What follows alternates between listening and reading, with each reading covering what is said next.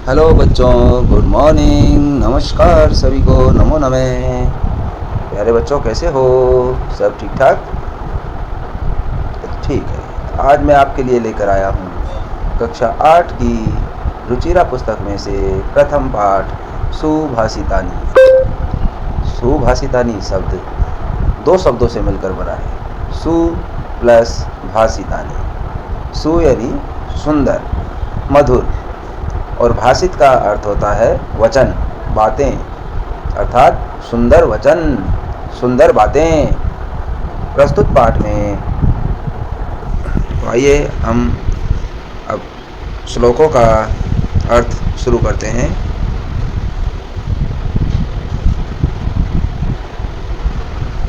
प्रथम श्लोक। गुणा गुणज्ञेषु गुणा भवन्ति, ते निर्गुणं प्राप्य भवन्ति दोषा। सुस्वादुतोयाः प्रभवन्ति नद्ये, समुद्रम आसाद्य भवन्ति अपेया।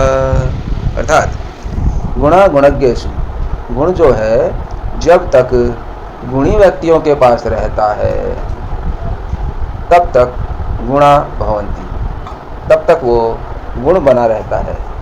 अर्थात जब तक गुण किसी गुणी व्यक्ति के पास रहेगा वो तब तक ही गुण कहलाएगा।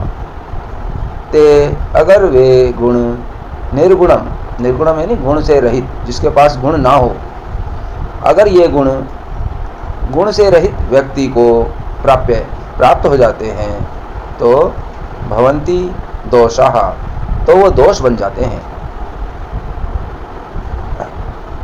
जैसे सुस्वादु तोयाः, अर्थात सुस्वादु यानी स्वादिष्ट, तोया जल वाली, नद्य नदियाँ, प्रभवंती बहती हुई, समुद्रम आसाद्य जब समुद्र में मिल जाती है। अर्थात स्वादिष्ट जल वाली नदियाँ जब बहती हुई समुद्र में मिल जाती हैं तो भवंती अपेया, अपेया यानी पीने लायक नहीं रहता, तो उनका पानी पीने के योग्य नहीं रहता है, क्योंकि समुद्र का पानी खारा होता है और जब उसमें नदी का मीठा पानी मिलेगा तो वो भी खारा हो जाएगा और वो पीने लायक नहीं रहेगा। दूसरा श्लोक। साहित्य संगीत कला विहीने, साक्षात पशु कुछ विषाणहीने। अर्थात साहित्य संगीत कला से रहित व्यक्ति साक्षात पशु के समान होता है, और ऐसा पशु जिसके कुछ पूंछ विषाण सींग हीन है, जिसके ना तो पूंछ होती है और ना ही सींग होते हैं, ऐसे पशु के समान होता है। जो साहित्य संगीत और कला से रहित है, जिसे इनका ज्ञान नहीं है, वह व्यक्ति बिना पूंछ वाले और बिना सींग वाले पशु की तरह होता है। तृणम ने खादन अपि, जीव माने है। जो घास को न खाता हुआ भी जीवित रहता है, घास न खाता हुआ भी जीवित रहता है, तद भागदेयम परमम पशुनाम, ऐसे पशुओं का तो परम सौभाग्य है। तीसरा श्लोक। लुब्धस्य नश्यति यशः, लुब्धस्य यानी लालची व्यक्ति का, नश्यति नष्ट हो जाता है, यश सम्मान, लालच जो होती है वो व्यक्ति के सम्मान को नष्ट कर देती है। पिशुनस्य मैत्री, और जो चुगलखोर होता है उसकी मित्रता नष्ट हो जाती है। नष्ट अक्रियस्य कुलम, और जो कोई क्रिया नहीं करता है, कोई काम नहीं करता है, उसका कुल नष्ट हो जाता है, वंश नष्ट हो जाता है। अर्थ परस्य धर्म है, और जो दूसरों का धन की आस करता है, दूसरों के धन की आस करता है, उसका धर्म नष्ट हो जाता है। विद्याफलम व्यसनीन है, व्यसनीन यानी गलत आदत में पड़ने वाला। जिस व्यक्ति को गलत आदत लग जाती है उसका विद्या रूपी फल नष्ट हो जाता है। कृपणस्य सौख्यम, कृपण यानी कंजूस, और कंजूस की सौख्यम मित्रता नष्ट हो जाती है। राज्यम प्रमत सचिवस्य, प्रमत यानी घमंडी सचिव, नर अधिपस्य, जिस राजा के सचिव यानी मंत्री, जिस राजा के मंत्री घमंडी होते हैं, नर अधिपस्य, उस राजा का राज्य नष्ट हो जाता है।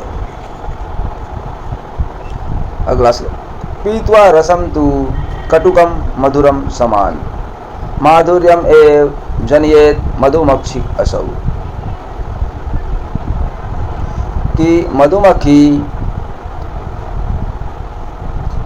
कड़वे और मधुर दोनों ही रसों को पीती है, लेकिन वो दोनों ही रसों को पीकर मीठा रस बनाती है। संत है तथे उसी प्रकार संत लोग भी, सज्जन लोग भी, संत भी सम सज्जन दुर्जना नाम, सज्जन और दुष्ट लोगों को दोनों को सुनकर मधुर सुक्त रसम सृजंती, मधुर सुक्तियाँ बनाते हैं। अर्थात जैसे मधुमक्खी कड़वे और मीठे दोनों रसों का पान करती है और उससे शहद, मीठा शहद बनाती है, उसी प्रकार संत भी सज्जन और दुर्जन दोनों प्रकार के लोगों की वचन को सुनकर मधुर वचनों का निर्माण करते हैं। विहाय पौरुषम यो ही देवम अवलंबते, विहाय छोड़कर, पौरुषम मेहनत को, जो मेहनत को छोड़कर, देवम यानी भाग्य, अवलंबते सहारा लेता है, जो मेहनत को छोड़कर भाग्य का सहारा लेता है। प्रसाद सिंहवत, महल में बैठे शेर की तरह, तस्य मूर्धनि उसके सिर पर, तिष्ठन्ति बैठते हैं, वायसा कौआ। तो जो मेहनत को छोड़कर भाग्य का सहारा लेता है, तो महल में बैठे हुए शेर की तरह उसके सिर पर हमेशा कौवे ही बैठे रहते हैं। पुष्प पत्र फल छाया मूल वलकल दारू भी धन्या महिरुहा ये शाम विमुखम यान्ति न अर्थिने। पुष्प यानी फूल, पत्र यानी पत्ते, फल छाया मूल जड़, वलकल लकड़ी, ये हमें महिरुहा यानी पेड़ से मिलता है, वृक्ष से मिलता है। फूल, पत्ते, फल, छाया, जड़, लकड़ियाँ, ये सब हमें वृक्ष से प्राप्त होते हैं। तो ऐसा वृक्ष धन्य है। ये शाम विमुखम, जिसके पास जाकर न अर्थी न कोई भी याचक खाली हाथ नहीं लौटता है। अर्थात जब कोई व्यक्ति पेड़ सभी को फूल, पत्ते, फल, छाया, लकड़ियाँ देता है, जब भी कोई व्यक्ति उसके पास छाया में जाएगा तो ऐसा नहीं करता कि वो किसी को छाया लेने से मना कर दे। चिंतनिया ही विपदाम आदावे प्रतिक्रिया, विपदा आदावे यानी विपत्ति आने से पहले ही प्रतिक्रिया समाधान चिंतनिया सोच लेना चाहिए। अर्थात विपत्ति आने से पहले ही उसका समाधान सोच लेना चाहिए। न कूप खननम युक्तम प्रदीप्ते वहनी ग्रह, गृह यानी घर में वहीना आग लग जाने पर, कूप खननम कुआं खोदने से न युक्तम क्या फायदा है। अर्थात जब घर में आग लग जाए तब कुआं खोदने से क्या लाभ है। इसलिए जब विपत्ति आए तो उससे पहले ही सोच समझ के विचार कर लेना चाहिए। अब आते हैं नीचे शब्दार्थ। इसमें जो जो कठिन शब्द हैं उन शब्दों के अर्थ दिए गए हैं। अब हम करते हैं अभ्यास। प्रश्न 1, पाठे दत्तानाम पद्यानाम सस्वर वाचनम कुरु। पाठ में दिए गए पद्यों का स्वर सहित वाचन करो। अर्थात ये हमें रीड कर